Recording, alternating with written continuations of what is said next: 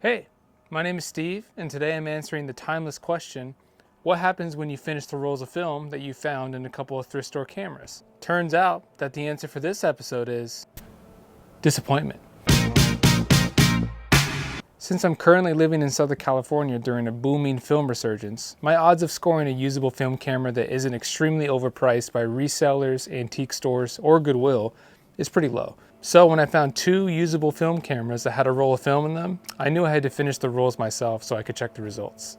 First off, we have the Pentax Autofocus Red Eye Reduction IQZoom Easy. This is a 90s era point and shoot with a 38 to 70 millimeter lens. You should still be able to get this for about $50 these days. It comes from an extensive line of IQZooms, a couple of which I've actually owned that produce pretty good results.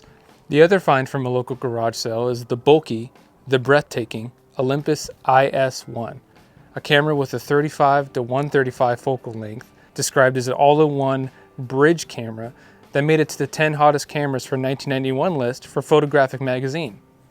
And even though this camera isn't going to win any prizes for design or beauty, I decided to pick it up and see how it performs. I decided to go and finish these two rolls on a weekend stroll to Balboa Island, a quaint little Newport town which is full of vintage cars, cute dogs, cool buildings, and some neat architectural features. This should be the perfect combination for some 20-plus-year-old expired film. We headed down on a Sunday afternoon, got parked, and started on the adventure.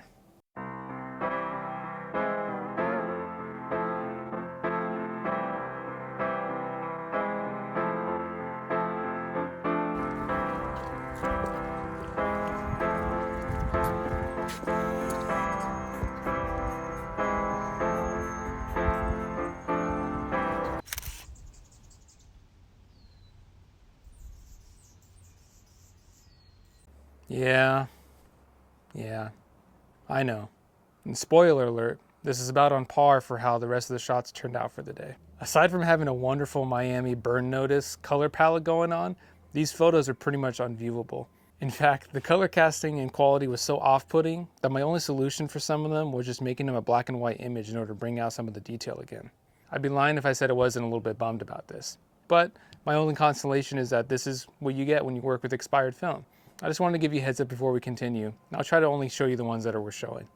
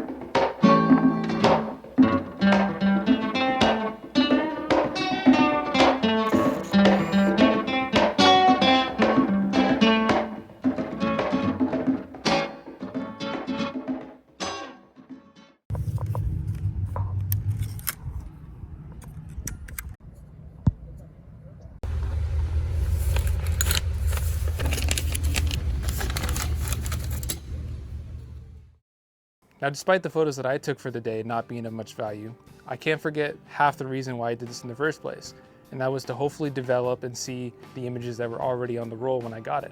Unfortunately, the film in the Pentax was so decayed it was nearly impossible to tell what was going on, so that was a loss. However, the film roll in the Olympus did a lot better.